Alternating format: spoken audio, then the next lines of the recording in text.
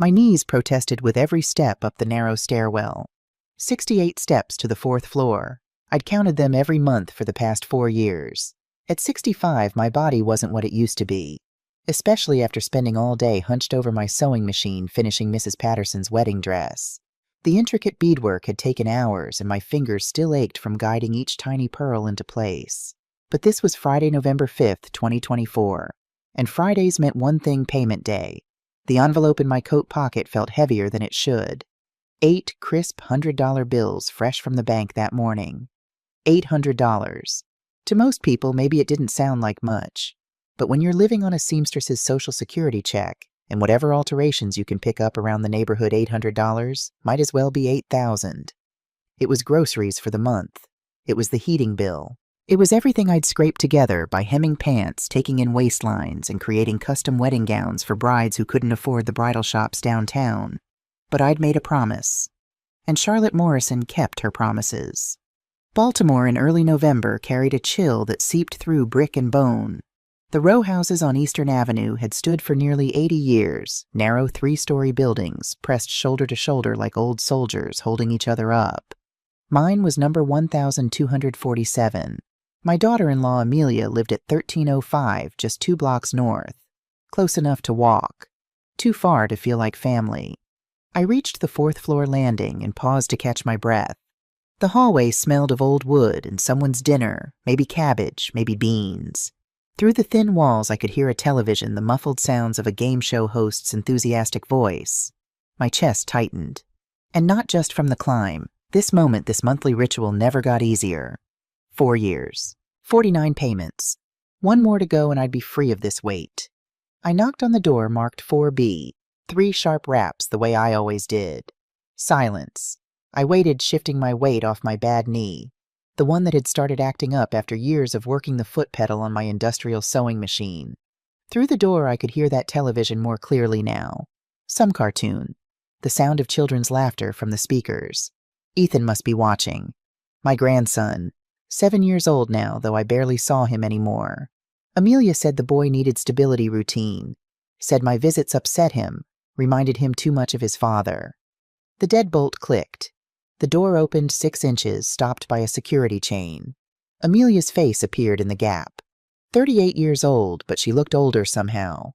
Dark hair pulled back tight, eyes ringed with shadows that the dim hallway light made worse. "Charlotte," her voice was flat. No warmth, just acknowledgement. "Amelia." I kept my voice even respectful. "I brought this month's payment." I pulled the envelope from my pocket and held it up so she could see. She didn't open the door wider. Instead, her hand shot through the gap, fingers extended. "You're late. It's after 5. I glanced at my watch. 5:15. "I had a fitting across town. The traffic was, She snatched the envelope from my hand. The chain rattled as she pulled back, and I heard the quick rifle of paper as she checked inside. Not counting it exactly, just confirming it was there. "Is Ethan home?" I asked, leaning slightly to try to see past her. I thought maybe I could say hello. It's been 3 weeks since he's sleeping, but I could still hear the television. That cartoon was definitely playing. The bright, cheerful music filtered through the apartment. "It's 5:30, I said carefully. "Isn't that a little early for—" "He had a long day at school." Her tone sharpened. "Look, Charlotte, I appreciate you keeping up with the payments. I really do, but now's not a good time." Something in her voice made me pause. Not just the usual coldness. Amelia had been distant since the day my son died. No, this was different. Nervous almost. Her eyes darted past me to the stairwell, then back. "Is everything okay?" I asked. "Everything's fine." She started to close the door. "I'll tell Ethan you stopped by." "Amelia, wait. I just wanted to—" The door shut. The deadbolt slid home with a heavy thunk that echoed in the narrow hallway. I stood there for a moment, hands still half raised.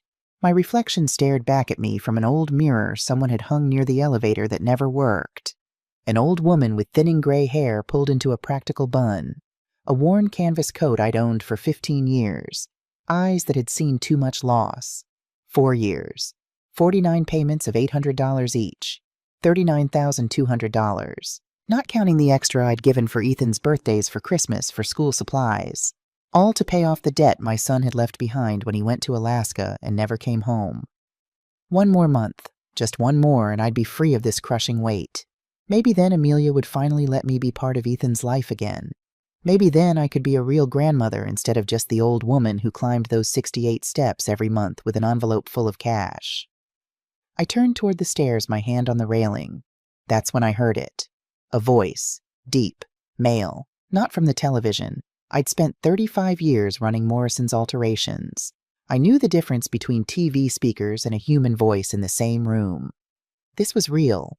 Someone was in that apartment talking. I froze, one foot on the top step. Amelia lived alone with Ethan. She'd told me that 100 times. Said she couldn't afford to date, couldn't afford to think about anyone but her son. Said every dollar went to keeping a roof over their heads and food on the table. That's why my $800 a month mattered so much. But there was a man in there right now, talking like he belonged there. I stood in that dim hallway, the autumn chill creeping through the old building's bones, and felt something shift inside me. Not anger, not yet. Just a cold, creeping question that wrapped around my heart like ice. Who was in my daughter-in-law's apartment? The walk home felt longer than usual. Maybe it was my aching knees. Maybe it was the weight of 4 years pressing down on my shoulders. Maybe it was that voice I'd heard deep and strangely familiar in a way I couldn't quite place. By the time I reached my front steps, the streetlights had flickered on, casting long shadows across the row of porches. Inside the house was quiet. Too quiet. It had been that way since Henry left. I didn't bother with most of the lights, just the small lamp in the living room. I dropped my keys into the ceramic bowl by the door, the one Henry had bought me at a craft fair in 1998, and sank into my recliner. The chair groaned under my weight, springs protesting like my knees had on Amelia's stairs. His photograph sat on the side table where it always did. Henry at 62, laughing silver hair, catching the sunlight. We'd been at Ethan's second birthday party. That was the last one he ever saw the boy celebrate. I picked up the frame and ran my thumb across the glass. "I made this month's payment, honey," I said to the empty room. 49 down.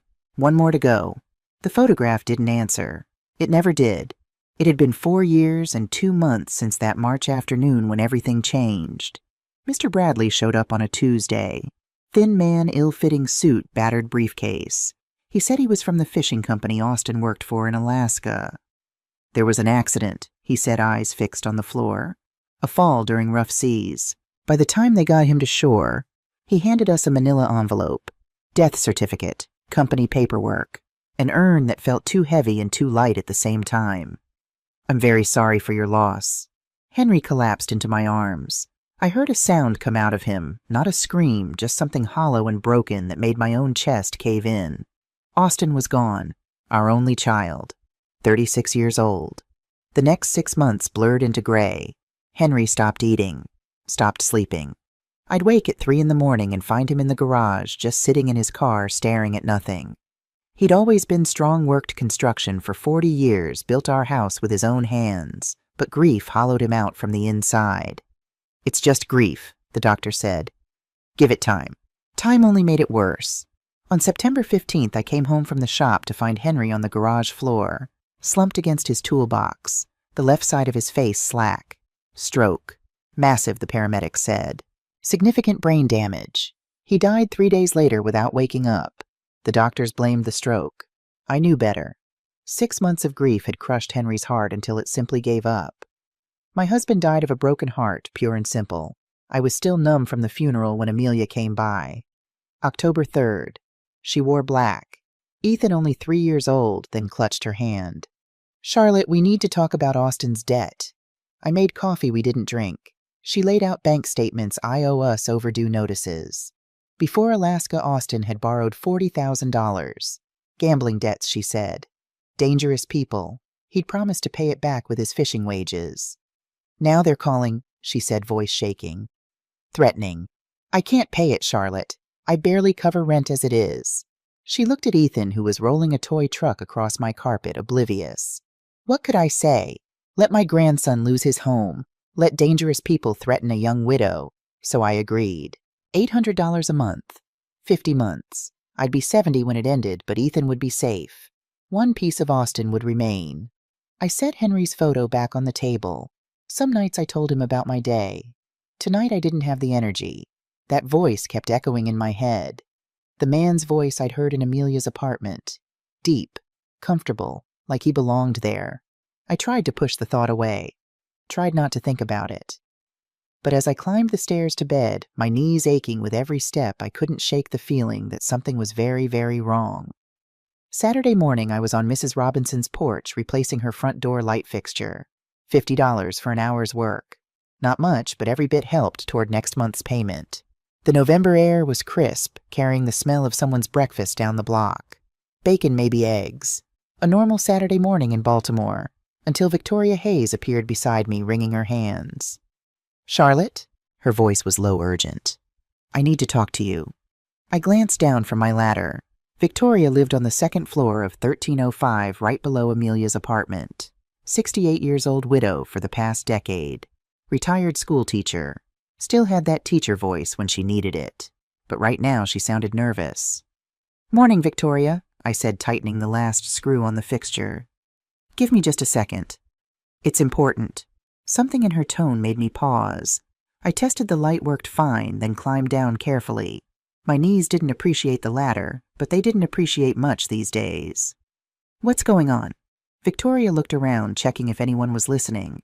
The street was quiet except for some kids playing hopscotch 2 houses down. "It's about Amelia's place," she said quietly. "About last night." My chest tightened. "What about it?" "I couldn't sleep. Around 2 in the morning, I went out on my balcony for some air." She pulled her cardigan tighter, though the morning wasn't that cold. "I saw someone coming up the stairs. A man. Going to the 4th floor.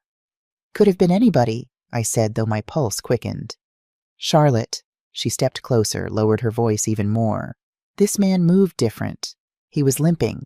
His left leg didn't move right, and his left shoulder dipped down when he walked.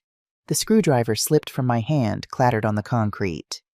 "Lots of people have limps," I managed to say. "Not like this." Victoria's eyes locked on mine. "Charlotte, I've lived in that building for 15 years. I saw your boy come and go 100 times before he went to Alaska." She paused, let the words settle. "That walk, that exact walk, I'd recognize it anywhere. The world seemed to tilt sideways."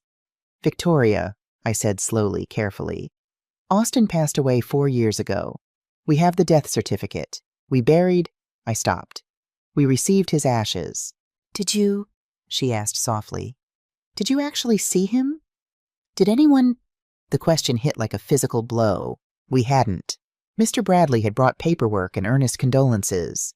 We'd taken it all at face value because who fakes their own death? "That's crazy," I said, but doubt crept into my voice. Victoria gripped my arm. "This man didn't knock. He pulled out a key, had it ready like he knew exactly which one it was. Opened that door and walked right in, like he lived there." The street sounds faded into background noise. Hours after I'd left. Hours after I'd heard that strange man's voice. "What time exactly?" I asked. 2 in the morning, maybe 2:15. I looked up at Amelia's windows. Dark curtains drawn like always. "The building management put in a security camera last month," Victoria said. "On the landing between the 3rd and 4th floors. For those break-ins, remember, I did. 3 apartments had been burglarized in September. The landlord finally installed cameras. The footage is saved digitally," Victoria continued. "Keeps it for weeks." She paused, studying my face. "Charlotte, you should look at it." "I can't just demand to see security footage," I said, but my mind was already working. Paul Henderson, my old friend, retired detective. Paul knew people. "Then find someone who can," Victoria said firmly. "Because I'm telling you, that man walked exactly like Austin used to walk after his motorcycle accident. And if I'm wrong, I'm just a foolish old woman." She didn't finish the thought. She didn't need to. If she was right, everything I'd believed for 4 years was a lie. Every payment, every tear Henry cried, every moment spent grieving, all built on lies. "Promise me you'll check," Victoria said. "For Henry's memory. He deserved better." I looked at this woman who'd taught 2nd grade for 30 years, who'd buried her own husband, who had no reason to lie to me. "I'll check," I said. "I promise." Victoria nodded and headed back toward the building. I watched her go, this small woman carrying a truth I wasn't ready to hear. I turned back to collect my tools, but my hands were shaking. The screwdriver I'd dropped lay on the concrete. I bent down, slowly picked it up with trembling fingers. What if Victoria was right? What if Austin, my boy, the son, I'd mourned the child whose death had killed my husband, what if he'd been alive this whole time, 2 blocks away, walking through that door with his own key while I handed Amelia $800 every month?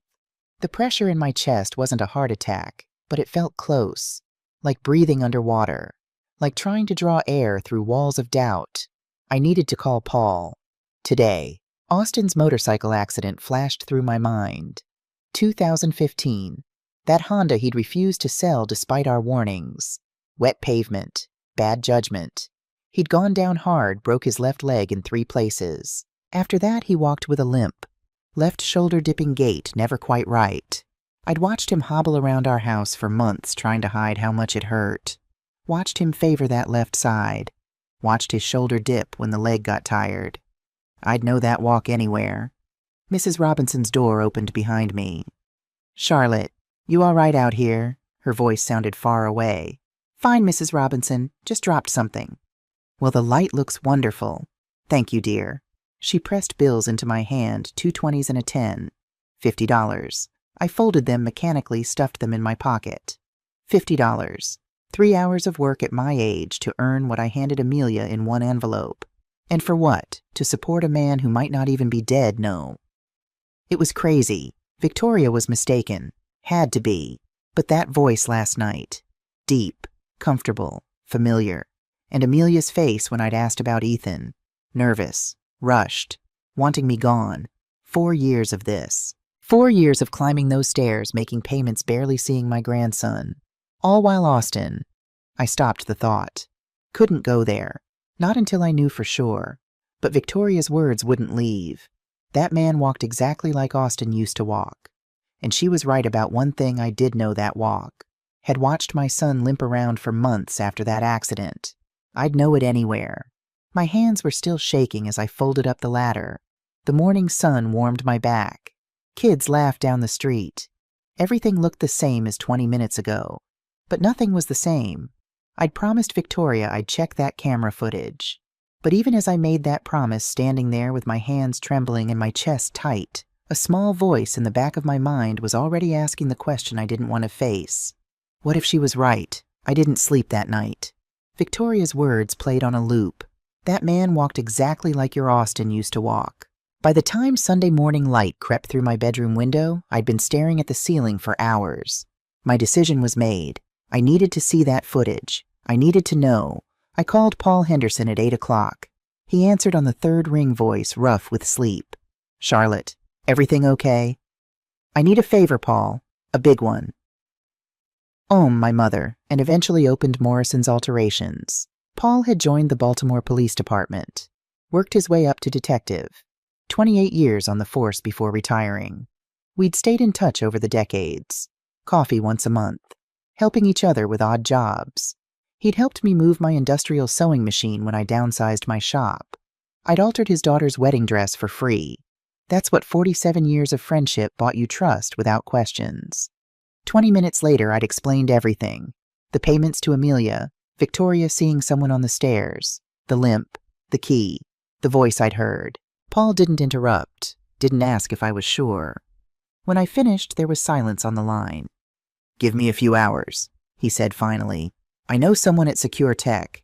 They installed systems in half the buildings on the east side." "Paul, don't thank me yet. Let's see what we find first." He called back at 3 that afternoon. "Come over, bring coffee. You're going to need it." Paul lived in a small row house in Fells Point, 15 minutes from my place. By the time I arrived with 2 coffees from the corner shop, he had his laptop open on the kitchen table. A USB drive stuck out from the side. "My contact pulled the last 3 months, Paul said, gesturing to the chair across from him. "September through November. Took him an hour to extract it, but he owed me a favor." I sat down slowly, the coffee forgotten in my hand. The laptop screen showed a grid of dates and timestamps. Security camera footage organized by date. "Where do you want to start?" Paul asked. "November 6th, I said. My voice didn't sound like my own. The night after I made this month's payment. Paul clicked. The screen went black for a moment, then video appeared.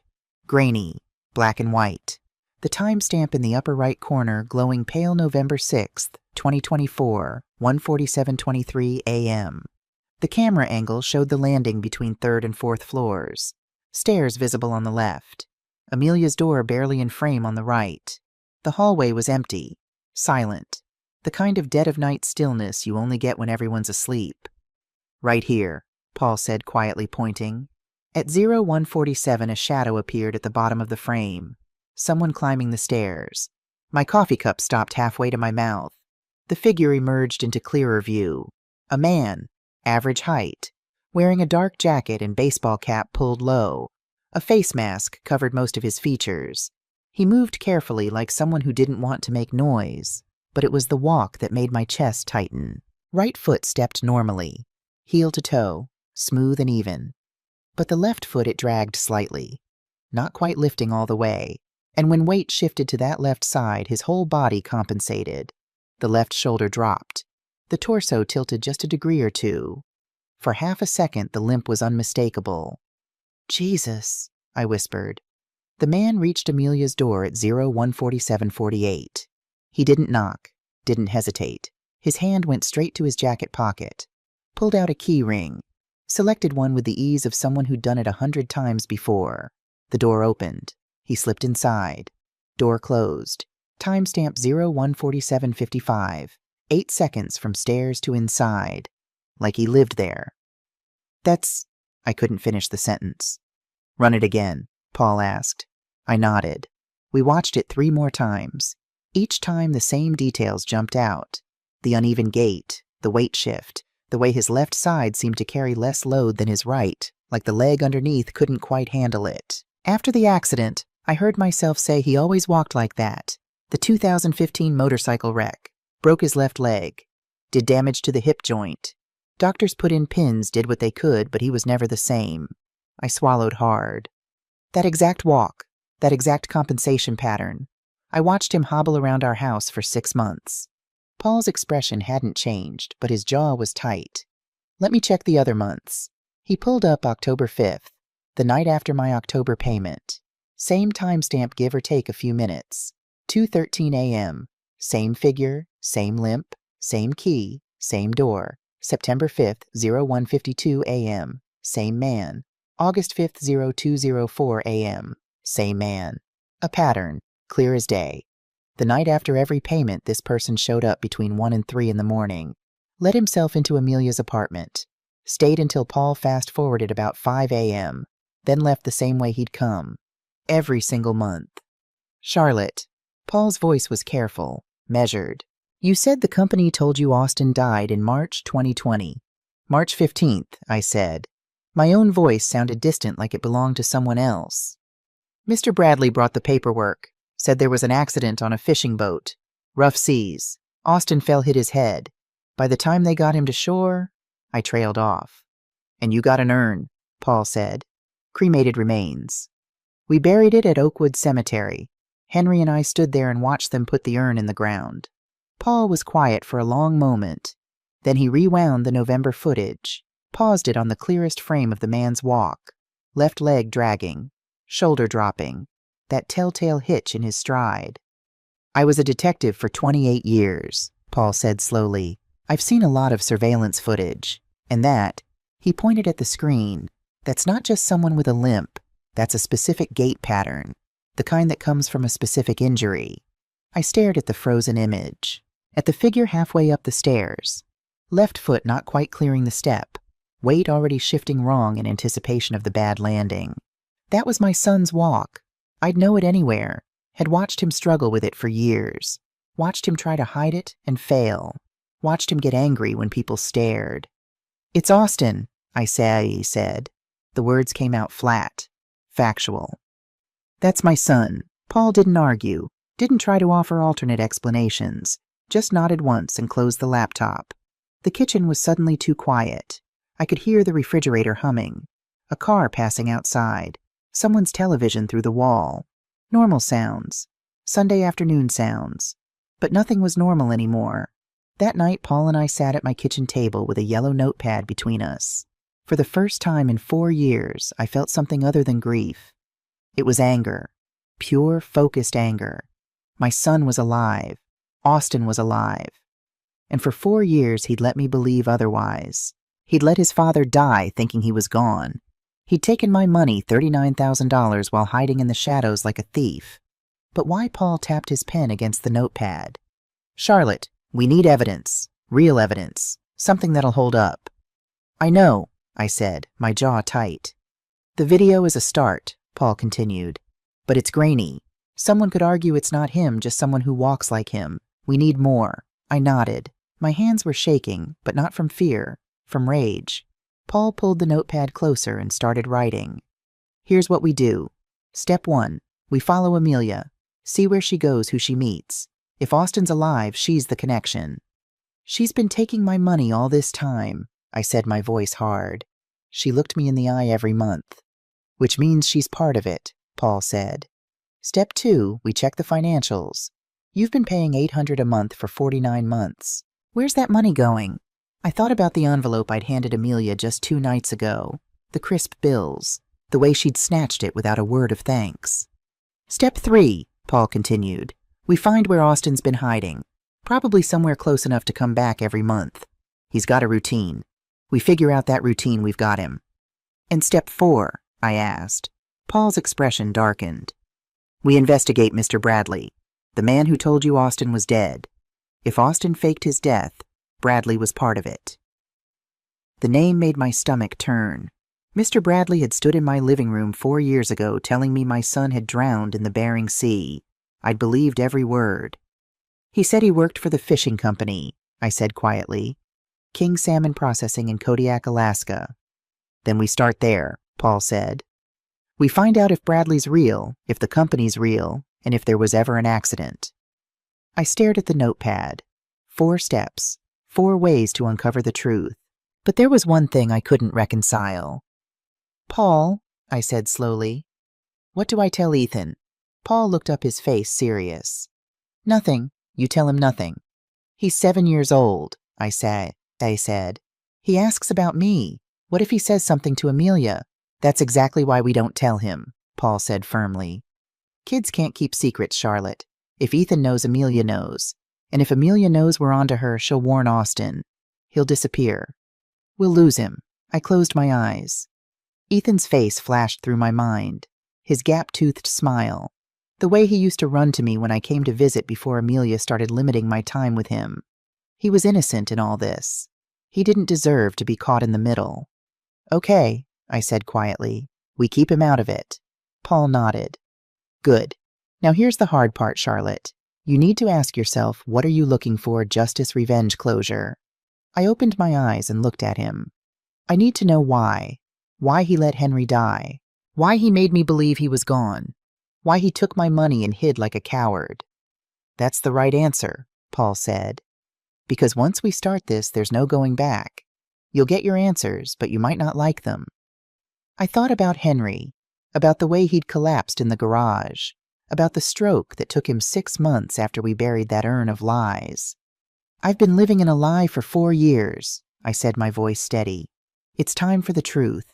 Paul placed his hand on my shoulder. "Then we start tomorrow. Monday morning we follow Amelia, and we don't stop until we find him." Tuesday afternoon I texted Amelia. Told her I'd pick up Ethan from school. It was the perfect cover to watch her. She texted back after 20 minutes. "Fine, 3 p.m. Bring him back by 7. "No thank you. No, that's so sweet of you. Just permission, like I was asking to borrow her car instead of spend time with my own grandson." At 2:45 p.m., I pulled up to Ethan's elementary school in my old Honda. Paul was waiting 3 blocks away in his sedan engine, running eyes on Amelia's building through binoculars. Ethan ran out at 3:10, backpack bouncing on his shoulders. His face lit up when he saw me.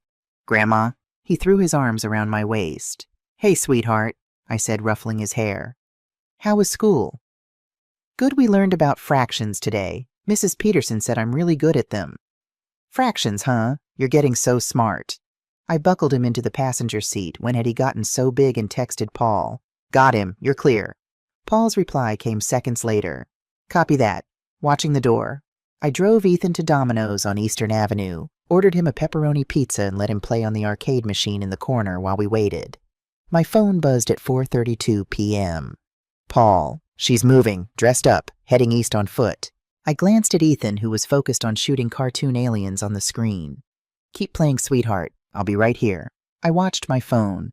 Paul sent updates every few minutes. Paul passing the laundromat, walking fast. Paul turned south on Conkling Street. Paul stopping at a coffee shop. Corner Brew. My chest tightened. Corner Brew was 3 blocks from Amelia's apartment. A small cafe with big windows and outdoor seating. Henry and I used to get coffee there on Sunday mornings back when he was alive. At 4:45 p.m., Paul sent a photo. Grainy, taken from across the street, but clear enough. Amelia sat at a corner table inside the cafe. A latte in front of her. Across from her sat a man. He was about 40. Clean-shaven with short dark hair and broad shoulders. He wore a gray jacket and jeans. His posture was relaxed, leaning back in his chair like he owned the place. And his hand was resting on top of Amelia's. I zoomed in on the photo, my pulse pounding. The man's face was familiar. I'd seen it before, years ago in Austin's high school yearbook. At backyard barbecues. At our house on Thanksgiving. Dylan Reeves, Austin's best friend since 10th grade. What, Grandma? Ethan looked up from the arcade machine. Nothing, sweetheart, I said quickly, forcing a smile. Just checking messages. I texted Paul. That's Dylan Reeves, Austin's best friend from high school. Paul's response was immediate.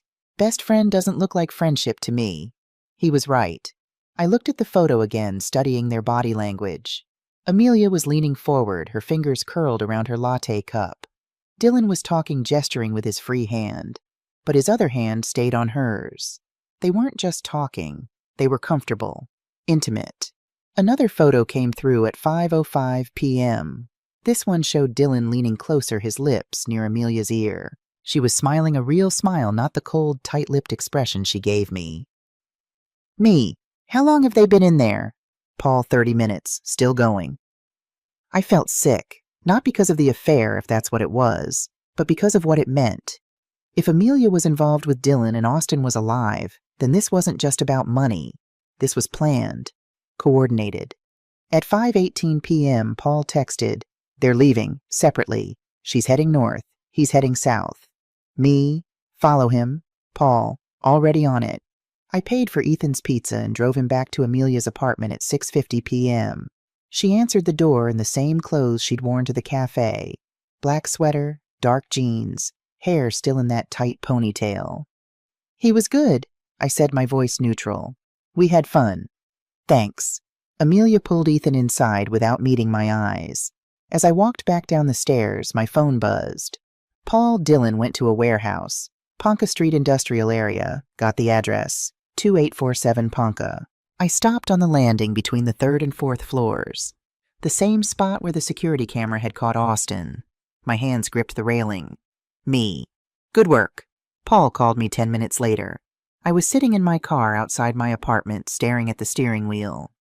"Charlotte," he said, voice serious. "Your daughter-in-law's got more secrets than we thought." "I know," I said quietly. "Dylan Reeves." "You sure he was Austin's friend?" "Best friend," I said. "They were inseparable in high school. Played football together, got in trouble together. When Austin left for Alaska, Dylan was the one who drove him to the airport." "Well, he's not acting like a grieving friend now," Paul said. "Whatever's going on, he's part of it." I closed my eyes. Austin, Amelia, Dylan. 3 people I'd trusted.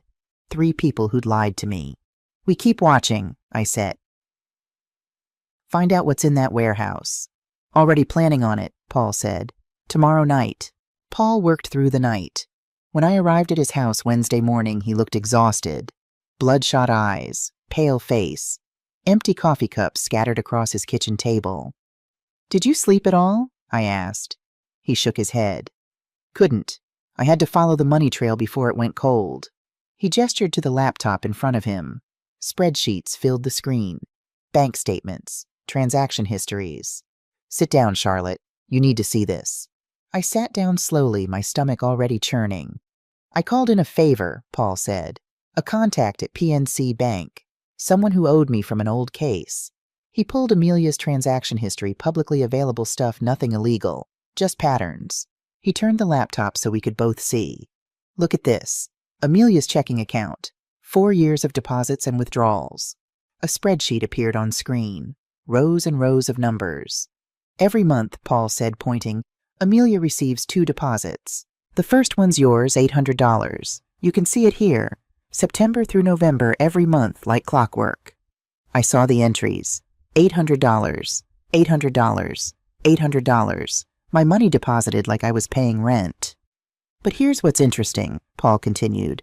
Within 24 hours of your deposit, Amelia transfers the money out again. He clicked to another tab. To this account. An LLC registered in Delaware. Shell company called Coastal Consulting Services. No office, no employees, just a business address. What does that mean? I asked. It means someone's hiding money, Paul said. But here's the bigger issue. Look at Amelia's monthly expenses. He pulled up another sheet. Rent $1,200 a month. Food and groceries $400 minimum. Utilities, electric, water, internet about $150. That's $1,750 a month minimum. And that's not counting clothes for Ethan's school supplies or anything extra. I did the math in my head. $1,750 a month for 4 years.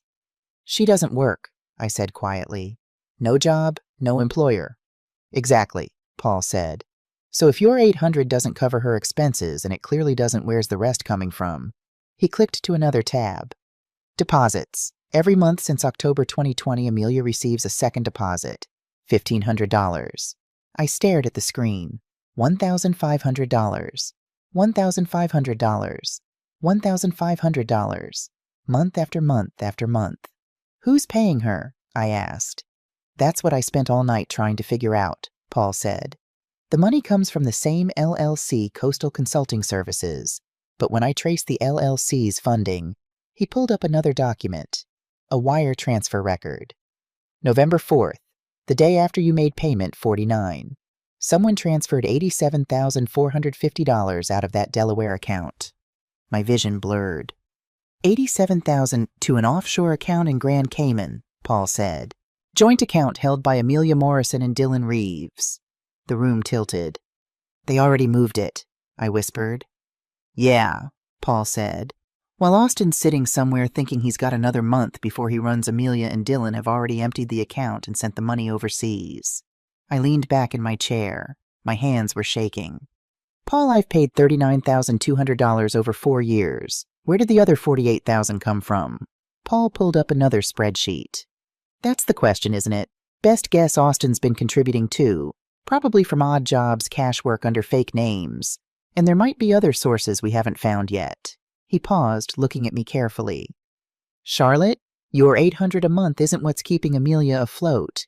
She's getting $1,500 from somewhere else. Your money is insurance, I finished, to keep me distracted, to keep me from asking questions. Exactly, Paul said. Think about it. If Amelia suddenly had money, new car, expensive clothes, moving to a better place, you'd wonder where it came from. But if she's still struggling, still barely making rent, still taking your money every month, then I keep believing the story, I said. I keep thinking she needs my help. Paul nodded. It's not about the money, Charlotte. It's about control, keeping you busy, keeping you grateful that she lets you see Ethan, keeping you from looking too closely at anything. I thought about all those months, all those trips up 68 stairs, all those times Amelia snatched the envelope without a word of thanks. She'd been playing me for 4 years. There's more, Paul said quietly. More, and I looked at him. He pulled up another document. I did some digging into your finances, too. Hope you don't mind. What did you find? Henry had a life insurance policy, $150,000. When Austin died, or supposedly died, you were the primary beneficiary. I nodded slowly. I used most of it. $90,000 to pay off the house and Henry's medical bills. The rest went into savings. About $60,000. Paul's expression was grim. Charlotte, when's the last time you checked that savings account? My stomach dropped. I don't know. Maybe 6 months ago, a year. Paul turned the laptop toward me. My bank statement filled the screen. Current balance $8,247.83. I stared at the number. That's not right. There should be 60,000 in there. Look at the transaction history, Paul said. I scrolled down. Withdrawals. Hundreds of them. Small amounts at first, 200 here, 500 there. Then larger. 1,000. 2,000. 3,000.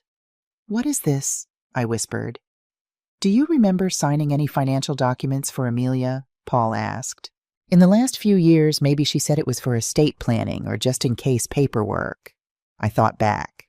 3 years ago, Amelia had come over with papers, said it was power of attorney documentation. Just in case something happens to you, Charlotte, so I can help with medical decisions, so Ethan doesn't become a ward of the state. I'd signed, because it made sense, because I trusted her. She's been draining your account, Paul said. Small amounts at first so you wouldn't notice, then bigger as she got bolder. $52,000 over 3 years. The room spun. $52,000 from my savings, $39,000 from monthly payments, $91,000 total, plus whatever Austin had contributed. How much is in that offshore account? I asked, my voice barely a whisper. Paul clicked back to the wire transfer record. As of November 4th, $105,612. Over $100,000. Gone. Sitting in some untraceable account on an island halfway across the world. Can we get it back? I asked. Paul's face was grave. Not easily. Offshore accounts are designed to be untraceable. No extradition treaties. No cooperation with U.S. law enforcement. Once the money's there, it's gone, I finished. Almost, Paul said. Unless we can stop them before they access it. He clicked to another window.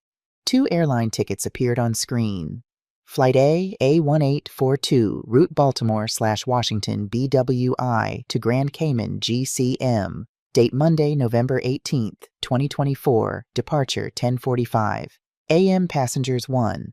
Amelia M. Morrison 2. Dylan J. Reeves. I stared at the screen. That's in 5 days. 5 days, Paul confirmed. They're flying out Monday morning. One-way tickets. No return.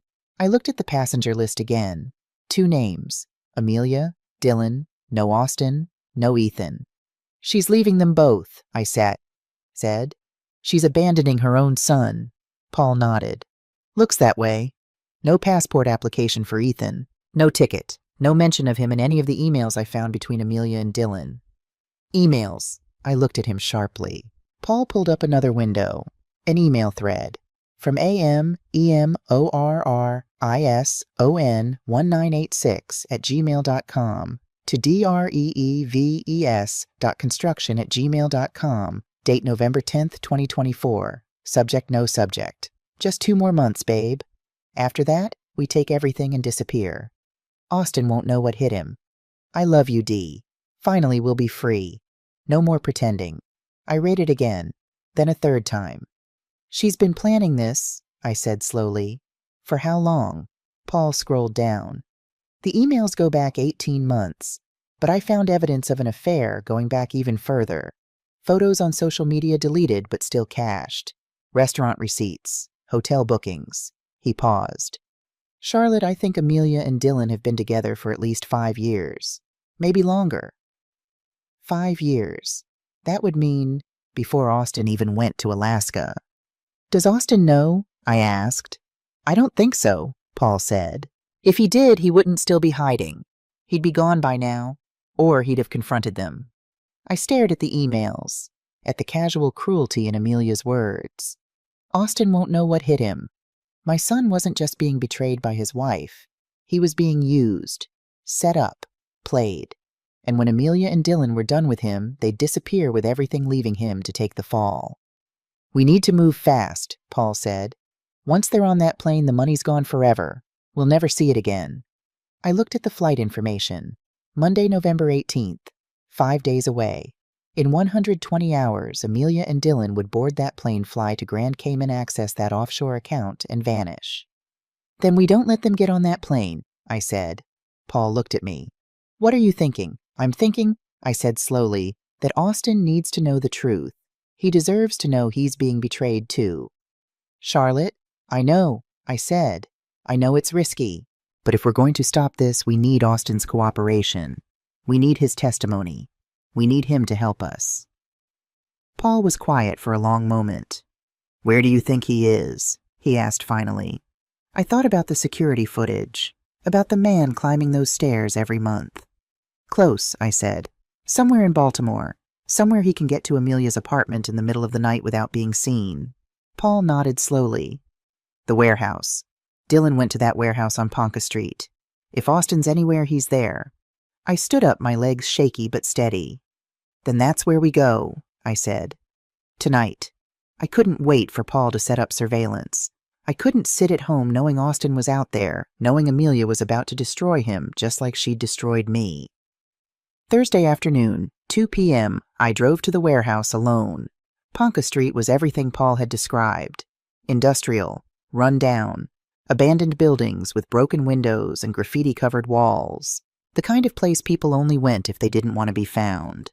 The warehouse at 2847 was a 3-story red brick building, boarded windows, a single dim bulb hanging above the entrance, weeds growing through cracks in the parking lot. I parked my Honda and sat there for 5 minutes trying to steady my breathing. Then I got out and walked to the door. I knocked, 3 times, loud. Footsteps inside, heavy, approaching. The door swung open. Dylan Reeves stood there, confused at first, then shocked. "Mrs. Morrison, what are you? How did you find—" I pushed past him and stepped inside. "Where is my son?" The warehouse interior was exactly what I'd imagined. Bare concrete floors, exposed pipes running along the ceiling, a sleeping bag in one corner, empty food containers scattered around, a camping stove on an overturned crate. The smell of old oil and stale air hit me immediately. But Austin wasn't there. "He's not here right now," Dylan said, recovering from his shock. I swear I turned on him. "Where is he?" Dylan backed up a step. He was bigger than me, broader, but something in my face made him retreat. "Mrs. Morrison, I can explain." "Explain what? That my son is alive, that you've been helping him hide for 4 years, that I've spent $39,000 supporting a lie." Dylan's mouth opened and closed. No sound came out. "Or maybe," I continued, voice rising, "you want to explain why you're sleeping with his wife?" His face went white.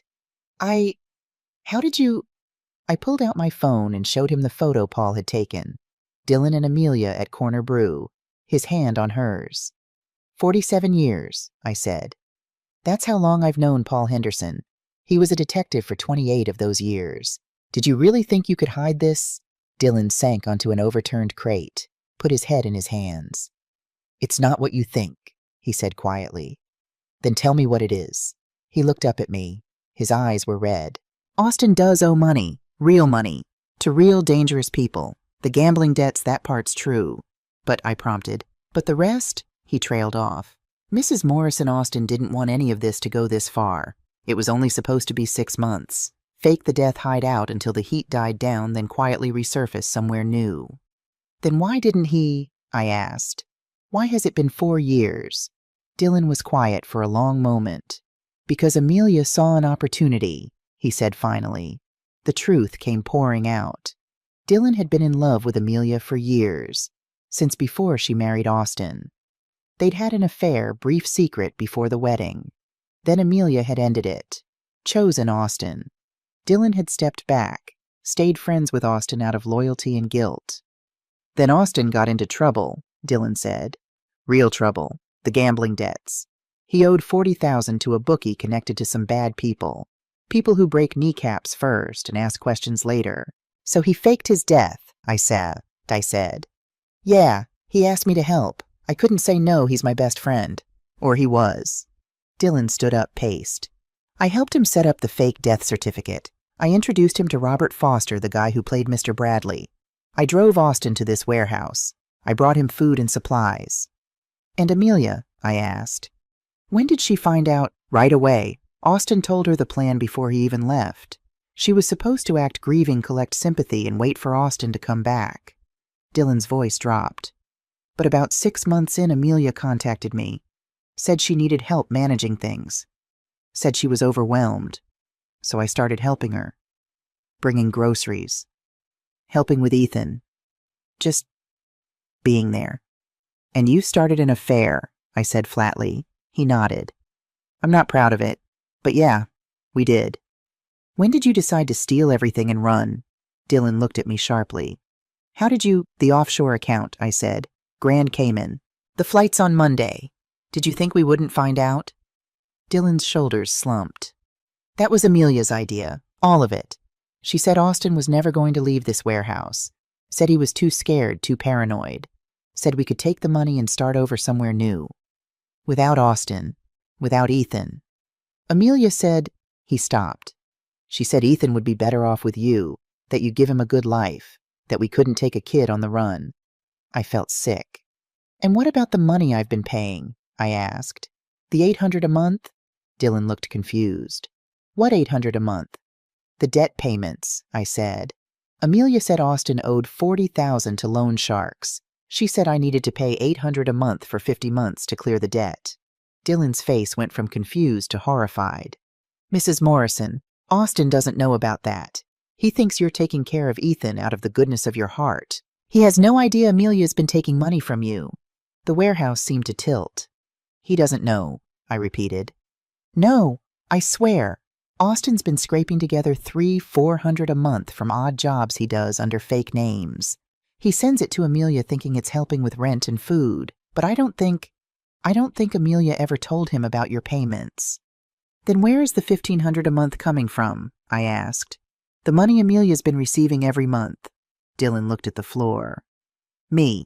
I sold my construction business 2 years ago. Got about $90,000 for it.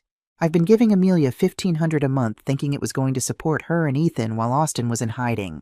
My head spun. Austin didn't know about my payments. Dylan didn't know about the offshore account total. Everyone was being played. Where is Austin right now? I demanded. Dylan checked his watch. He moves between a few different locations. Different warehouses, abandoned buildings. He's paranoid about being found, but he'll be here tonight, around 8. Good, I said, because he needs to know the truth. Mrs. Morrison, please, if you tell him about me and Amelia— He deserves to know, I said coldly. He deserves to know that his wife has been betraying him, that his best friend has been sleeping with her, that they're planning to take everything and run. I pulled out my phone and texted Paul. Found Dylan. Austin coming to warehouse tonight 8 p.m. We need to be here. Dylan's phone buzzed. He looked at it. His face went pale. What is it? I asked. He showed me the screen. A text from Amelia, change of plans. Flight moved up to tomorrow Friday, 6 a.m. Meet me at the airport 4:30 a.m. Bring nothing. Delete this message. Tomorrow. They weren't waiting until Monday. They were running in less than 16 hours. Paul arrived at the warehouse at 7:30 p.m. with his recording equipment. We'd called an emergency session. No time for elaborate plans. We had one shot at this. Dylan sat on a crate in the corner, looking like he wanted to disappear into the concrete floor. I paced. My hands wouldn't stop shaking. At 8:47 p.m., we heard footsteps outside. A key in the lock. The door opened. Austin Morrison walked in. Time stopped. 4 years. 4 years since I'd seen my son's face. He'd changed. Thinner. Beard grown out scraggly and unkempt. Hair longer pulled into a small ponytail. Dark circles under his eyes. He wore a faded hoodie and jeans with holes in the knees. Work boots caked with mud. He moved carefully, that familiar limp still present. Left leg not quite bending right. Left shoulder dipping with each step. He was halfway through the door when he saw me. His face went through a progression of emotions in 3 seconds. Confusion, recognition, shock, fear, something that might have been shame. Mom, the word came out strangled, like he'd forgotten how to say it. I couldn't speak, couldn't move, just stared at this stranger wearing my son's face. He looked past me to Dylan. What the hell is she doing here? She knows, Dylan said quietly. She knows everything. Austin's face crumpled. No, you weren't supposed to. Close the door, Austin, I said. My voice sounded like it belonged to someone else. Cold, hard. He closed it, slowly. We stood there in that dim warehouse, the single bulb casting harsh shadows across his face. Mom, I can explain. Explain. The word came out sharp. You want to explain? Explain how you've been alive for 4 years while I mourned you. Explain how you let your father die, thinking you were gone. Austin's face went white. Dad? How did he— Stroke, I said. The word tasted like ash. In the garage, 6 months after your funeral, he collapsed next to his toolbox. The left side of his face went slack. He died 3 days later without waking up. Austin staggered backward, hit the wall. No, I didn't. Didn't what? Didn't mean for it to happen. Didn't think it would matter. My voice was rising now. 4 years of grief exploding outward. Your father spent 6 months sitting in that garage at 3 a.m. staring at nothing. He stopped eating, stopped sleeping. The doctor said it was depression. I said it was grief. I stepped closer. Do you know what his last words were? Austin shook his head mutely. Tell Austin I forgive him for not calling more often. He died thinking you were too busy in Alaska to call. He died believing you loved him but just didn't have time. Tears streamed down Austin's face. I didn't know. I swear I didn't know he died of a broken heart, Austin. The medical report said stroke, but I know the truth. Your father's heart broke when Mr. Bradley knocked on our door with that fake death certificate and that urn full of lies. Mom, please. We buried you, I continued. My own tears were falling now. Your father and I stood at Oakwood Cemetery in the rain and watched them put that urn in the ground. He held my hand and cried. I'd never seen him cry before. Not once in 40 years of marriage. But he cried for you. Austin slid down the wall, sitting hard on the concrete floor. I'm sorry, he whispered. I'm so sorry. Sorry doesn't bring him back, I said. Sorry doesn't erase 4 years of lies. Paul stepped forward, recording device in hand. Austin, I'm Paul Henderson. I need you to confirm some things for the record. Austin nodded numbly. Did you fake your death in March 2020? Yes. Did you hire someone to impersonate a fishing company representative? Yes. His name was Robert Foster. I paid him $5,000. Did you provide a fake urn with fake ashes to your parents? Yes. Dylan got wood ash from a fireplace. We bought river stones from a garden center. Put them in an urn from a local crematorium. Each answer was a knife in my chest. Paul continued. Have you been hiding in Baltimore for the past 4 years? Yes. Have you been entering Amelia Morrison's apartment monthly using a key? Yes. Were you aware that Charlotte Morrison has been paying $800 a month to Amelia Morrison for the past 49 months? Austin looked up, his face confused. What? No, I didn't. What are you talking about? Paul glanced at me, then back to Austin. Your mother has paid Amelia $39,200 over 4 years. Amelia told her it was to pay off your gambling debts. Austin's mouth fell open. Mom, I didn't know about that. I swear. Then where did you think the money was coming from? I demanded. You've been visiting Amelia every month. You've been taking money from somewhere. I've been sending her $300-400 a month, Austin said. From odd jobs, cash work, construction moving jobs, anything I could do without showing a D. I thought that plus her waitressing job. She doesn't have a waitressing job, Paul said. She doesn't work at all. Austin stared at him. But she said she's been lying to you, I said, just like you've been lying to us. Paul pulled out his phone and showed Austin the bank records, the deposits, the LLC, the offshore account. $87,000 was transferred to Grand Cayman on November 4th, Paul said. Joint account held by Amelia Morrison and Dylan Reeves. Austin's head snapped toward Dylan. What? Dylan wouldn't meet his eyes. How long? Austin's voice was dangerous now. How long have you been sleeping with my wife? Austin, Dylan started. How long? 5 years, Dylan whispered. The warehouse went silent. 5 years. That meant before Austin even went to Alaska, before the fake death, before everything. You son of a bitch, Austin said quietly. You've been planning this from the beginning. It wasn't like that. Austin lunged. I'd forgotten how fast he could move even with the limp. He had Dylan by the collar, slammed him against the wall. Austin, stop! I grabbed his arm. Did you even love her? Austin shouted in Dylan's face. Or was it always about the money? I love her, Dylan said. I do. But Amelia what? Amelia made the plan, Dylan said.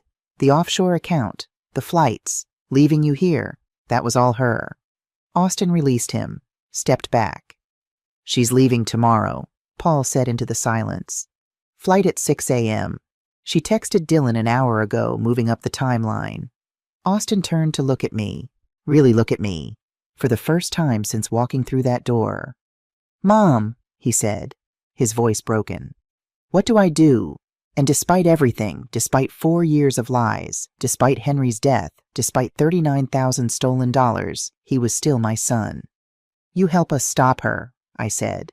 We spent the next 3 hours at Paul's kitchen table piecing together the full scope of the betrayal.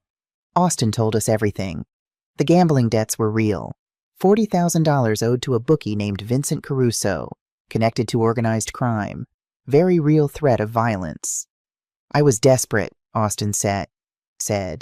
"They were going to kill me, or hurt you, Mom, hurt Dad. I thought if I disappeared, if they thought I was dead, they'd write off the debt." "Did it work?" Paul asked. Austin shrugged. "I don't know. I've been too scared to check. I figured if they were still looking, I'd be dead by now." "Or," Paul said slowly, "the debt was paid." We all looked at him. "Think about it," Paul continued. $40,000. That's exactly what Amelia told Charlotte you owed. What if Amelia paid off the debt herself? "With what money?" Austin asked. Paul pulled up the bank records again. "Not her money. Charlotte's. Charlotte's been paying $800 a month for 49 months. That's $39,200. Close enough to $40,000. "But Charlotte thought she was paying loan sharks," I said. "Right.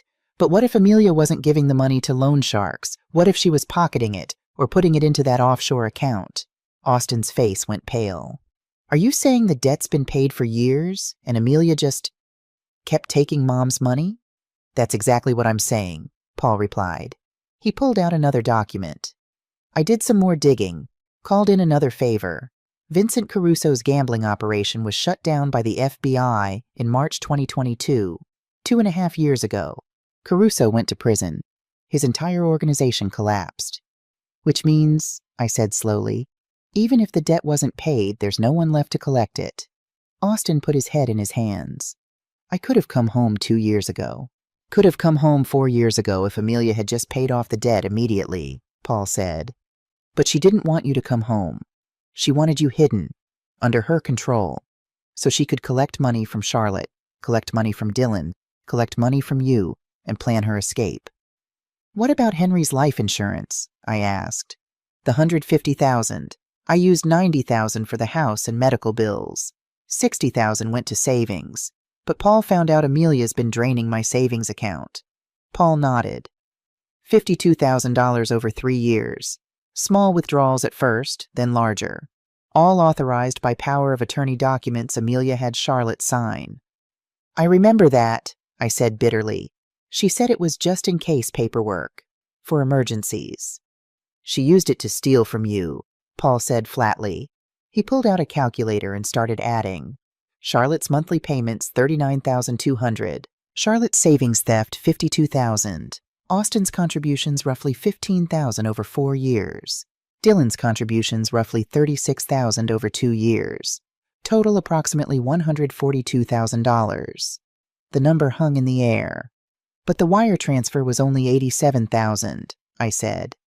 "Right," Paul agreed. "Which means about $55,000 is still sitting in that Delaware LLC account. Probably waiting for Amelia to access it once she's safely out of the country." "Or," Austin said quietly, "she's already moved it, just hasn't updated the account I can see." Paul pulled up his laptop and typed rapidly. "Let me check something." We waited. The only sound was Paul's fingers on the keyboard. "Son of a bitch," Paul muttered. "What'd?" I leaned over. "Another transfer. Yesterday, November 13th, $54,800. To the same Cayman account." He turned the screen. "Account balance, Coastal Consulting Services, LLC, $247.19. She cleaned it out," Austin said. "Took everything. Current balance in the offshore account," Paul said, pulling up another window, "is $141,783. $141,000. My life savings, my monthly payments. Austin's 4 years of odd jobs, Dylan's business sale. All of it sitting in an account controlled by Amelia Morrison and Dylan Reeves, and in less than 10 hours they'd be on a plane to claim it." "We call the FBI," Paul said. "Right now, We have enough evidence for wire fraud, identity theft, embezzlement. They can stop Amelia at the airport. Will they have time? I asked. It's almost midnight. The flight's at 6 a.m. Paul was already dialing. I know someone at the Baltimore field office. We worked together on a task force 10 years ago. She owes me. He stepped into the other room to make the call. Dylan sat in the corner silent. He hadn't said much since Austin had confronted him, just sat there looking sick. Austin paced, that familiar limp, left leg dragging. I'd watched him walk like that for so many years, never imagining I'd see it again. Mom, he said quietly, not looking at me. I know you can't forgive me. I don't expect you to. But for what it's worth, I am sorry. About Dad. About everything. I looked at my son. This man who'd let his father die. Who'd stolen 4 years of my life. Who'd hidden while I grieved. Sorry doesn't fix this, he said. I know. But Del, I continued, you're going to help us make it right. You're going to testify against Amelia. You're going to tell the FBI everything. You're going to face the consequences of what you've done. Austin nodded. Whatever you need. Paul came back into the room. Agent DeMarco is mobilizing a team now. They'll meet us at BWI at 5 a.m. We arrest Amelia and Dylan at the checkpoint. What about me? Dylan asked quietly. Paul looked at him with disgust. You're under arrest too, soon as we get to the airport. But I'm helping. You're complicit in everything Amelia did, Paul said. You helped Austin fake his death. You stole money from Charlotte. You committed fraud. The only reason you're not in handcuffs right now is because we need you mobile for the airport operation. Dylan slumped. Okay. What about Ethan? I asked. Where is he right now? Austin pulled out a burner phone. I can check. Amelia shares her location with this phone. She thinks it's just me. He opened an app. A map appeared with a blinking dot. She's home, Austin said. 1305 Eastern Avenue, 4th floor. My apartment building, right above Victoria Hayes. Is Ethan with her? I asked. Austin checked another app, some kind of nanny cam. Yeah, he's asleep on the couch. Looks like Amelia's packing. I saw the screen. My grandson, 7 years old, curled up on their threadbare sofa with a blanket. Completely innocent. No idea his mother was about to abandon him. We need to get him, I said, tonight, before she leaves. Charlotte, Paul started. No, I'm not leaving him there. What if she takes him? What if she changes her mind and decides to bring him along? She won't, Dylan said quietly. She told me yesterday. Kids are baggage. We start fresh, just us two. The casual cruelty of it made me want to vomit. Then he needs to be with me, I said firmly. Now. Paul thought for a moment. Okay, but we do this carefully. We don't spook Amelia. We don't let her know we're on to her. How? I asked. You call her, Paul said. Tell her you're sick. Tell her you need help.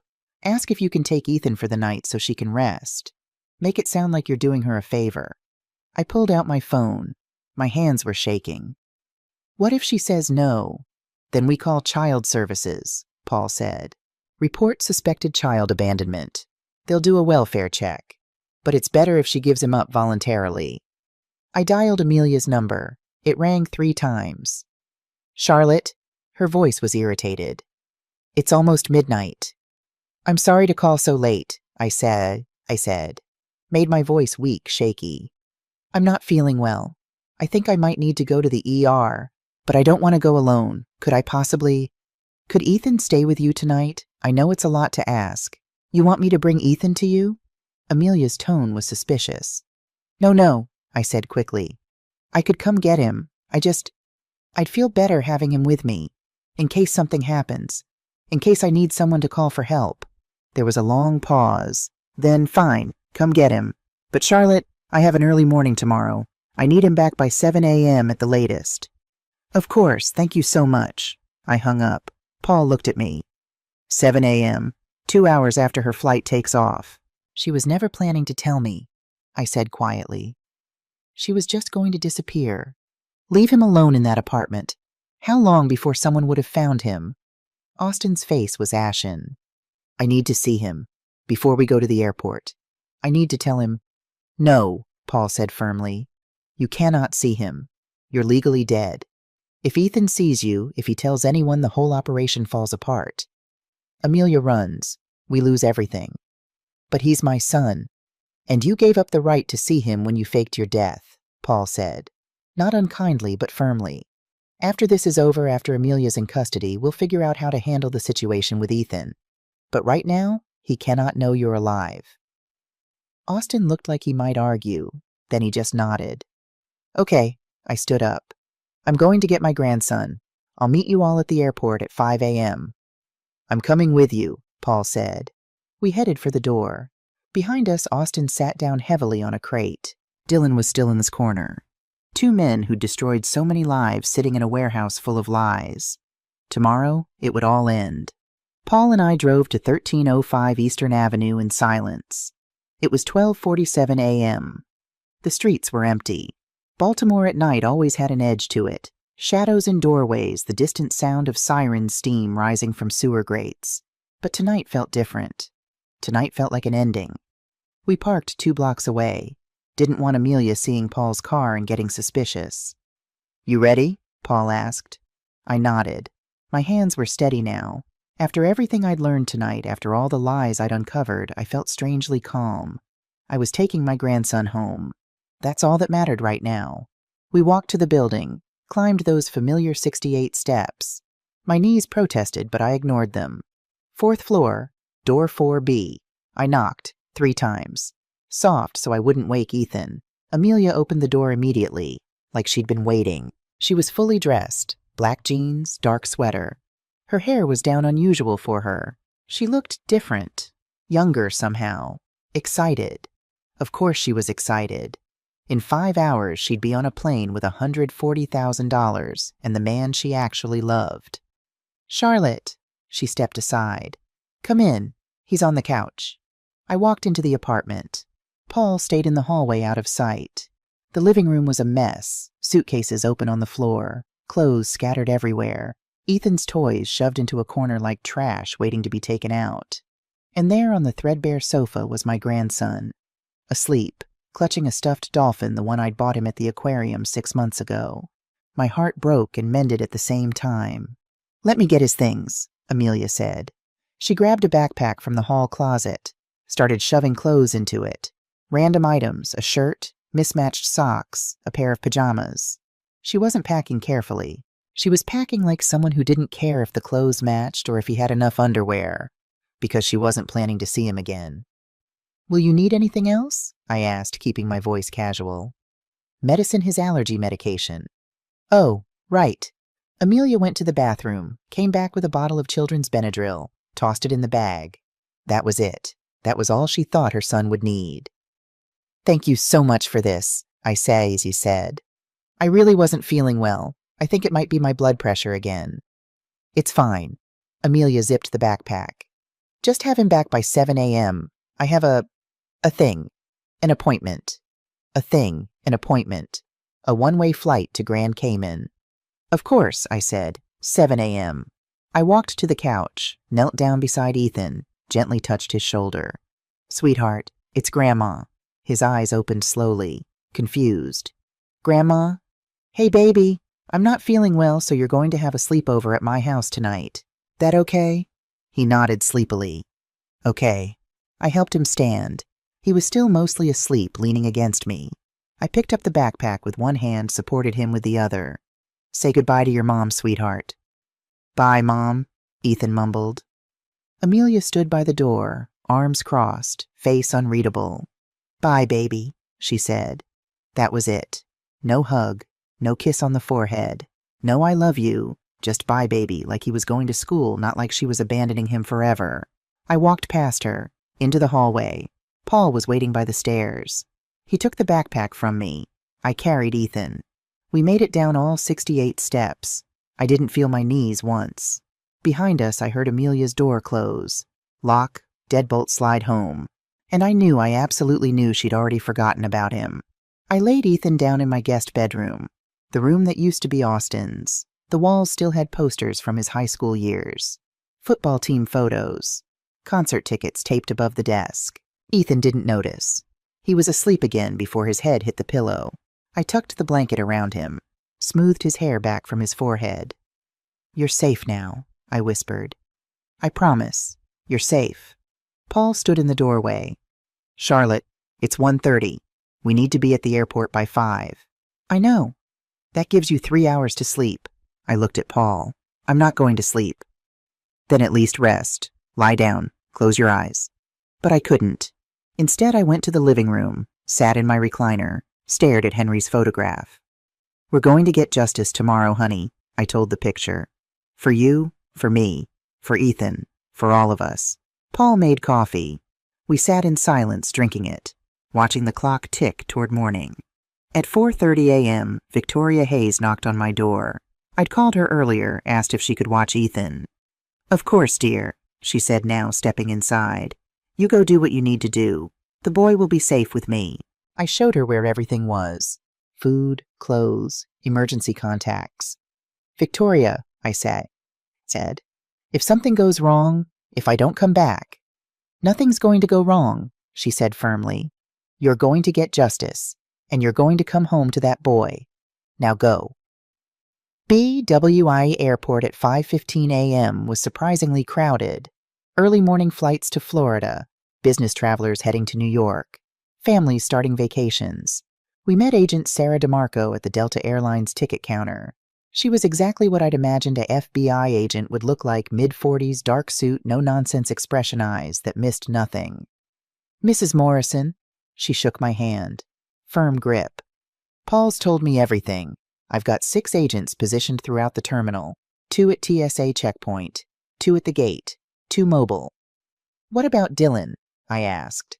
"He's already here, wearing a wire.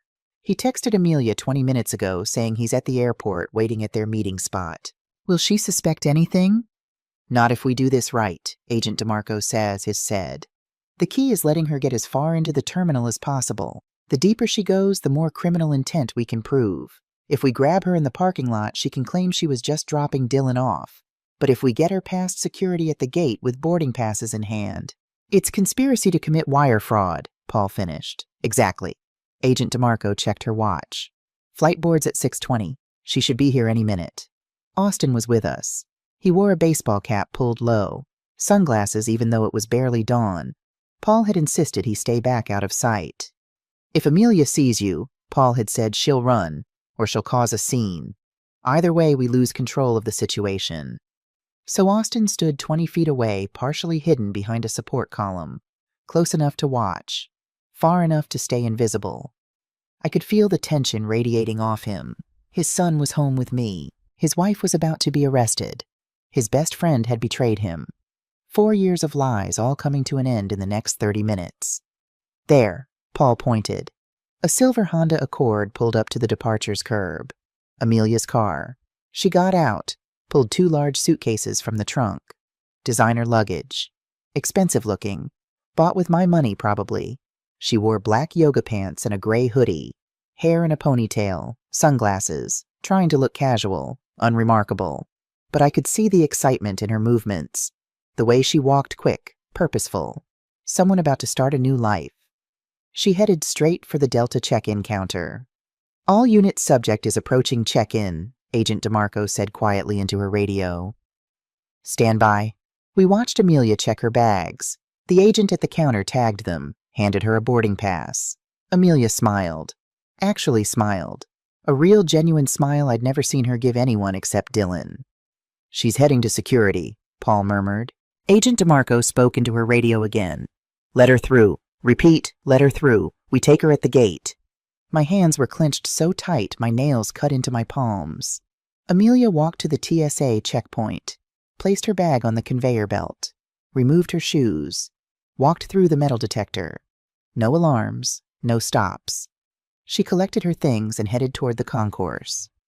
"Gate B12, Agent DeMarco said. 10-minute walk. Dylan's waiting there." We followed at a distance.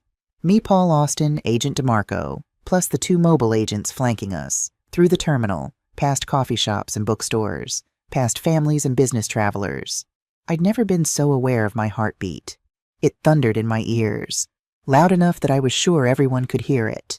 Gate B12 came into view, and there was Dylan, sitting in a chair near the window, 2 carry-on bags at his feet, looking at his phone. He glanced up, saw Amelia approaching, stood. They met in the middle of the seating area, and they kissed. Not a quick peck. A real kiss. Long, intimate. The kind of kiss that said we made it, except they hadn't made it. Agent DeMarco nodded to her team. 2 agents in suits stepped forward, badges out. Amelia Morrison, Dylan Reeves, FBI. You're under arrest for wire fraud, embezzlement, and conspiracy to commit identity theft. Time seemed to slow down. Amelia's face went through every emotion in 3 seconds. Confusion, shock, fear, rage. What no? There's been a mistake. No mistake, ma'am, the agent said. Turn around. Hands behind your back. Dylan didn't move. He just stood there frozen. The other agent moved toward him. Mr. Reeves, you're under arrest as well. That's when Dylan tried to run. He spun around, headed for the concourse. But 2 more agents appeared blocking his path. They grabbed his arms, forced him to the ground. Let go of me, Dylan shouted. Travelers stopped, pulled out phones, started recording. Amelia's eyes darted around wildly, looking for an escape, looking for help. That's when she saw me. I'd stepped out from behind Agent DeMarco, wanted her to see my face, wanted her to know. Charlotte, her voice cracked. What are you doing here? I walked forward slowly, deliberately. I'm here to watch you get what you deserve. Then she saw Austin. He'd moved closer, pulled off the baseball cap, removed the sunglasses. Amelia staggered backward, hit a chair, nearly fell. Austin, you're supposed to be... Supposed to be what? Austin stepped forward. His voice was cold. Hiding, waiting, trusting you. I don't understand. You're lying, I said. That's what you do, Amelia. You lie. To me. To Austin. To your own son. The agent pulled Amelia's arms behind her back. Handcuffs clicked into place. This is insane, Amelia screamed. Charlotte, tell them this is a misunderstanding. The only misunderstanding, I said quietly, was me thinking you were a good person, thinking you cared about Ethan, thinking you needed my help. I did need your help. I was struggling. You were stealing, Paul said, stepping forward. $141,000. From Charlotte, from Austin, from Dylan, all sitting in your offshore account. The account you were about to access. Amelia's face went white. You don't have any proof. Agent DeMarco held up a folder. We have 4 years of bank records, wire transfers, email communications, text messages, recorded confessions. We have everything, Mrs. Morrison. She pulled out a piece of paper, read from it. Email from Amelia Morrison to Dylan Reeves, November 10th. Just 2 more months, babe. After that, we take everything and disappear. Austin won't know what hit him. Dylan closed his eyes, still on the ground, handcuffed. You sent that from your Gmail account, Agent DeMarco continued. Did you know Gmail keeps deleted emails in cache for up to 90 days? We recovered everything. Amelia started crying. Real tears this time. Not the fake ones she'd used on me for 4 years. I want a lawyer, she sobbed. You'll get one, Agent DeMarco said. At the Federal Detention Center, you're being charged with wire fraud, embezzlement, conspiracy, and child endangerment. Child endangerment? Amelia's head snapped up. You were going to abandon your 7-year-old son, I sassy said. My voice shook with rage. You were going to leave him alone in that apartment. How long before someone would have found him? A day, 2 days, a week. I knew you'd take care of him. You abandoned him. My voice rose. Other travelers were staring now. I didn't care. You took my money. You destroyed my family. You let my husband die thinking our son was gone. And for what? For money for him. I pointed at Dylan. You threw away everything, your marriage, your son, your integrity for $100,000, and a coward who helped you steal it. Amelia had no answer. Just stood there crying, handcuffed, destroyed. The agents led her away. Led Dylan away. Through the terminal, past the crowds, past the phone cameras, past the shocked faces. Austin stood beside me. We watched them disappear around a corner. It's over, he said quietly. No, I replied. This is just the beginning. They kept Amelia and Dylan in federal custody. No bail, flight risk. Over the next 3 days, the full scope of the conspiracy came out. Amelia confessed everything. Not out of remorse, but because Agent DeMarco offered her a deal full cooperation in exchange for a reduced sentence. The truth was worse than we'd imagined. Amelia and Dylan's affair had started 5 years ago, before Austin even got into gambling trouble. They'd meet at hotels, cheap motels on the outskirts of Baltimore, places where no one would recognize them. When Austin came to Dylan talking about his gambling debts, Dylan had seen an opportunity. What if we made the debt go away? Dylan had suggested. How Austin had asked. What if you weren't alive to owe it? The plan was Dylan's idea, but Amelia had embraced it, improved it, made it more elaborate. The fake death, the fake urn. Mr. Bradley actually, Robert Foster, an out-of-work actor Dylan knew from a community theater group. Austin was supposed to hide for 6 months, then quietly move to another state, get a new identity, start over, but Amelia had other plans. I realized, she told Agent DeMarco in her recorded confession, that if Austin stayed dead, I could collect sympathy. I could get money from Charlotte. I could position myself as the struggling widow, and eventually Dylan and I could disappear together. What about your son? Agent DeMarco had asked. Amelia's answer was chilling. I figured Charlotte would take him. She always wanted to be more involved anyway. No remorse, no guilt, just cold calculation. Dylan's confession was similar. He'd genuinely loved Amelia, or he thought he did. He'd convinced himself that they were star-crossed lovers kept apart by Austin. I thought if Austin was gone, we could finally be together, Dylan said. But Austin wasn't gone, Agent DeMarco pointed out. You knew he was alive. You brought him food. You helped him hide. I know. Dylan's voice was flat. But in my head, he was gone. It was easier to think of him as dead than as my best friend who I was betraying. The offshore account had been Amelia's idea. She'd set it up 18 months ago after watching a documentary about tax havens. Slowly, methodically, she'd funneled money into it. My $800 a month. Dylan's $1,500 a month. Austin's $300 to $400 from odd jobs. And my life savings. $52,000 stolen slowly over 3 years through that power of attorney I'd signed. She'd been patient, careful, planning every detail, until we caught her. Paul and I sat in his kitchen on Sunday morning reading through the final police reports. Henry's insurance money, Paul said quietly. Did you know Amelia tried to get access to that too? I looked up sharply. What T? He showed me a document. An application for death benefits dated 8 months after Henry died. She filed a claim saying she was Henry's dependent daughter-in-law, needed help with medical bills for Ethan. The insurance company denied it because she wasn't listed as a beneficiary, but she tried. I felt sick. She was going to take everything, I said. Yeah, she was. My phone rang. Austin's burner phone number. Mom, his voice was tentative. Can I come by? I need to talk to you about Ethan. I looked at Paul. He nodded. Come over, I said. We need to discuss what happens next. Austin arrived an hour later. He looked better. He'd shaved, cut his hair, borrowed clean clothes from Paul. Without the beard and long hair, he looked more like my son, the boy I'd raised, the man Henry had been proud of. We sat in my living room. Ethan was at Victoria's playing with her grandson. He still didn't know any of this was happening. I talked to a lawyer, Austin said. Paul's friend Mark Davidson. He says I'm still facing charges. Faking my death, identity fraud. Probably 3 to 5 years in prison. Probably, I agreed. But he also said if I cooperate fully, testify against Amelia, explain my mental state showed genuine remorse, the judge might be lenient.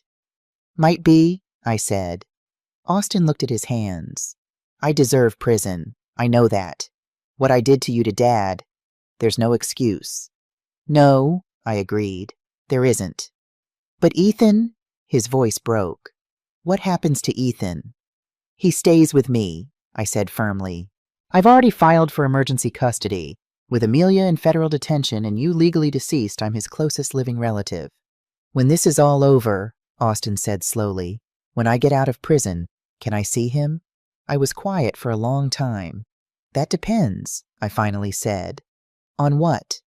On whether you're actually sorry, on whether you use your prison time to become a better person, on whether you actually prove that you've changed. Austin nodded. I will. I promise. Don't make promises, I said. Make changes. Show me through actions, not words. Okay. We sat in silence. Then Austin said, Mom, can I ask you something? Why did you forgive me after everything I did? Why are you still helping me? I looked at Henry's photograph on the side table, his smile, his kind eyes. Because that's what parents do, I said quietly. We love our children even when they break our hearts. We forgive them even when they don't deserve it. We keep hoping they'll be better than they are. I looked back at Austin. But forgiveness doesn't erase consequences. You're going to prison. You're going to lose years of your life. You're going to miss Ethan growing up. And that's on you. Not me. Not Amelia. You. I know.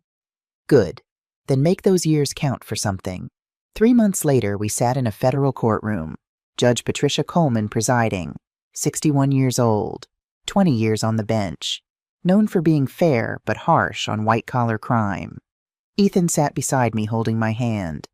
Paul was on my other side. Victoria Hayes sat behind us for moral support. The prosecution had built an airtight case. Bank records, email evidence, recorded confessions, testimony from Austin, from Dylan, from me. Amelia's lawyer tried to argue diminished capacity, tried to claim she was abused by Austin, that she feared for her safety, that she was protecting Ethan. But the emails told a different story. Austin won't know what hit him. That wasn't fear. That was contempt. The jury deliberated for 4 hours, guilty on all counts. Dylan's trial was faster. He'd already pleaded guilty, just waited for sentencing. Austin's case was more complicated. His lawyer argued that he was also a victim manipulated by Amelia and Dylan. He showed evidence of Austin's deteriorating mental health, his gambling addiction, his desperation. The jury found him guilty of identity fraud and filing false documents, but showed leniency on some charges. Sentencing day came in late February. Judge Coleman looked over her reading glasses at Amelia. Mrs. Morrison, you stood in front of me 3 months ago and swore you were acting in your son's best interest. The evidence shows otherwise. She consulted her notes. You systematically defrauded your mother-in-law out of $91,000. You planned to abandon your 7-year-old child. You showed no remorse until faced with overwhelming evidence. This court finds your actions particularly heinous. Amelia stood there thinner, now crying. You are sentenced to 15 years in federal prison followed by 5 years supervised release. You will make full restitution of $141,783 to Charlotte Morrison. The gavel came down. 15 years. Ethan squeezed my hand. Is Mom going away for a long time, Grandma? Yes, sweetheart, I said, a very long time. Okay, he said simply. At 7 years old, he didn't fully understand, but he understood enough. Dylan Reeves was next. Mr. Reeves, Judge Coleman said, you betrayed your best friend. You helped orchestrate an elaborate fraud. You showed poor judgment repeatedly over several years. However, she continued, you did ultimately cooperate with authorities. You wore a wire. You testified truthfully. The court acknowledges your remorse appears genuine. You are sentenced to 10 years in federal prison followed by 3 years supervised release. Joint restitution with Mrs. Morrison. Dylan nodded, didn't look up. 10 years. Finally Austin. He stood before the judge in an orange jumpsuit. He'd been in custody for 3 months already, looked thin, tired, but also lighter somehow, like confessing had lifted a weight. Mr. Morrison, Judge Coleman said, your case is unique. You did not set out to defraud your mother. You were genuinely in danger from your gambling debts. Your initial actions, while illegal, were driven by fear. However, you maintained the deception for 4 years. You allowed your father to die thinking you were gone. You caused immeasurable pain to your family. She paused. The court finds that you were also victimized by Mrs. Morrison and Mr. Reeves. They manipulated your situation for their own gain. They lied to you just as they lied to others. You are sentenced to 8 years in federal prison with eligibility for parole after 4 years. You must complete psychological counseling. You must maintain a relationship with your son through supervised correspondence. 8 years. Austin looked at me, tears streaming down his face. I nodded. It was fair. Harsh, but fair.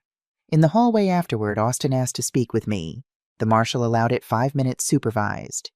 "Mom," Austin said, "I'm sorry for everything." "I know," I said. "Will you bring Ethan to visit me after I've served some time?" "Maybe," I said, "if you prove you've changed, if the counselors say you're ready, if Ethan wants to." "That's fair," Austin said. The marshal touched his arm. Time was up. Austin looked at me one more time. "Thank you, Mom, for not giving up on me." "I'm your mother," I said simply. "I'll never give up on you, but I'll also never let you hurt us again." He nodded, understanding. They led him away. 1 month after the trial, I received a check from the government. $141,783. Full restitution. Seized from the offshore account before Amelia and Dylan could access it. I sat at my kitchen table with a notepad planning. House repairs $20,000. New roof. Update electrical. Fix the garage where Henry had his stroke. Ethan's education trust $80,000. Locked until he turned 18. For college, or trade school, or whatever he wanted. Emergency savings $25,000. Rebuilt from nothing. Donation to stroke research $10,000. In Henry's name. Remaining $6,783 for whatever we needed. I wasn't rich, but we'd be okay. 2 weeks later, I reopened Morrison's Alterations properly. Full schedule, new sign out front, and I had a new assistant. "Okay, sweetheart," I said to Ethan. "Let me show you how to thread a needle." He sat at the small table I'd set up beside my sewing machine. His tongue poked out in concentration as he tried to push the thread through the eye. "That's it, nice and slow." "I got it." He held up the threaded needle triumphantly. "Perfect. Now let's practice some basic stitches." I showed him how to make small, even stitches along a piece of scrap fabric. He worked carefully, seriously, taking it as seriously as any job. "Grandma, yes, baby. Do you think Dad is okay?" I paused. We'd had this conversation before, several times, but he kept coming back to it.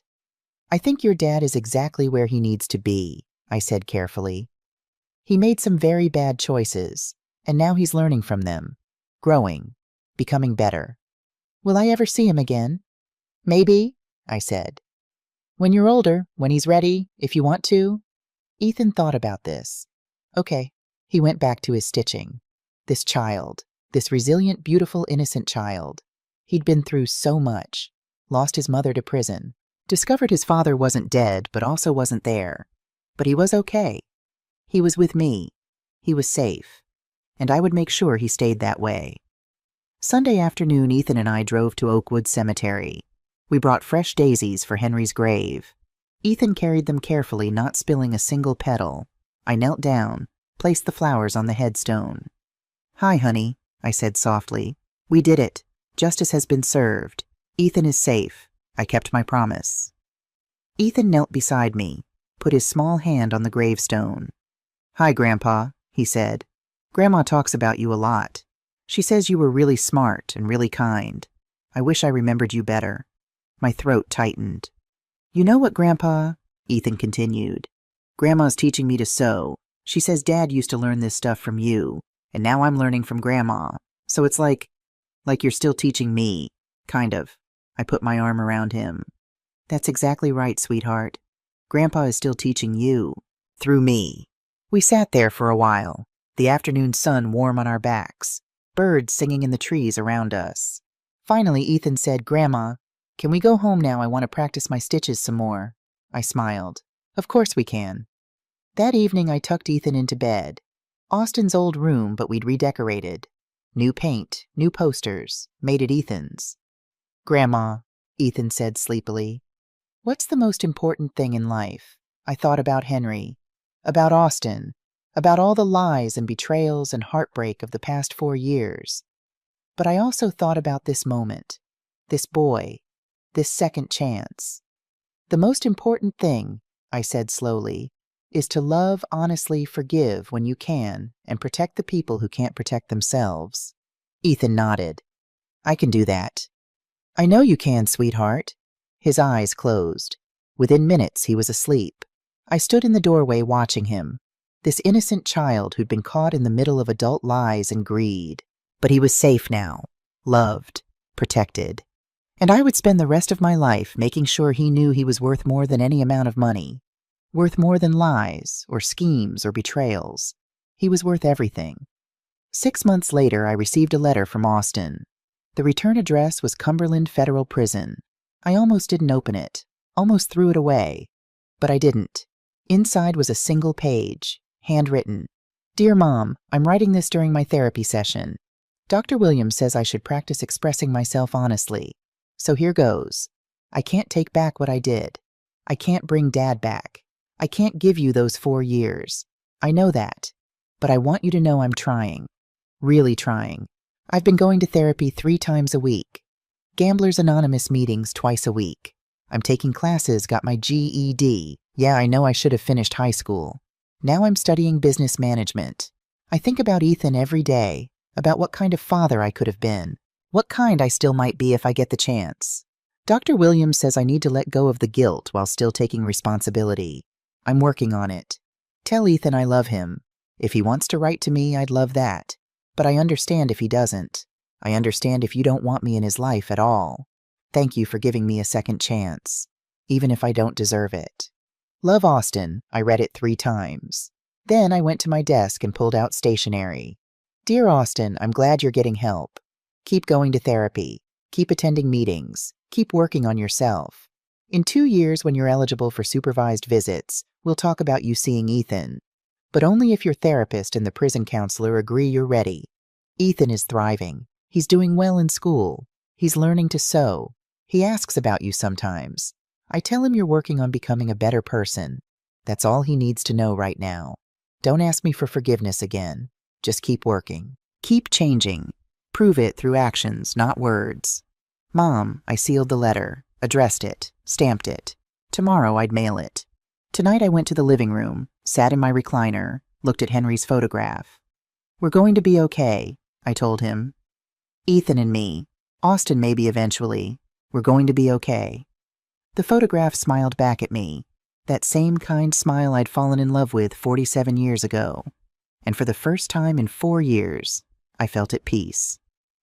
1 year later, Ethan's 8th birthday party was small but perfect. Victoria Hayes and her grandson, Paul Henderson, a few kids from school.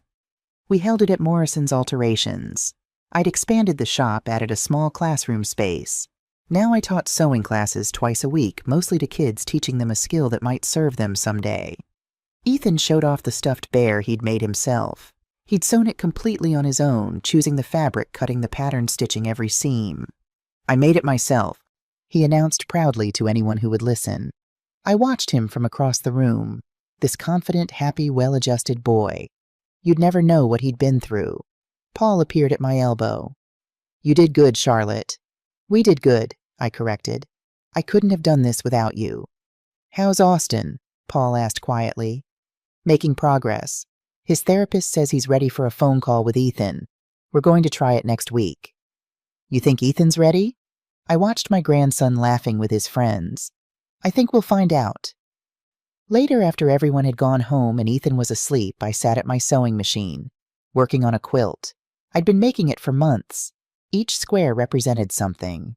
A piece of Henry's old work shirt, a scrap of fabric from Austin's baby blanket, part of my wedding dress, new fabric I'd bought for Ethan's future, sewing them together, creating something beautiful from broken pieces.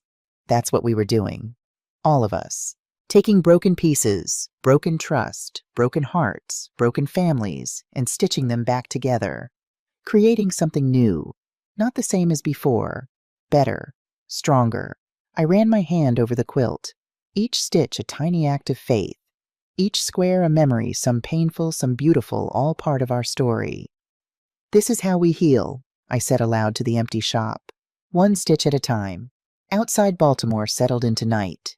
Streetlights flickered on. Somewhere a siren wailed. Normal city sounds. Inside I kept sewing, healing, growing, moving forward, 1 stitch at a time.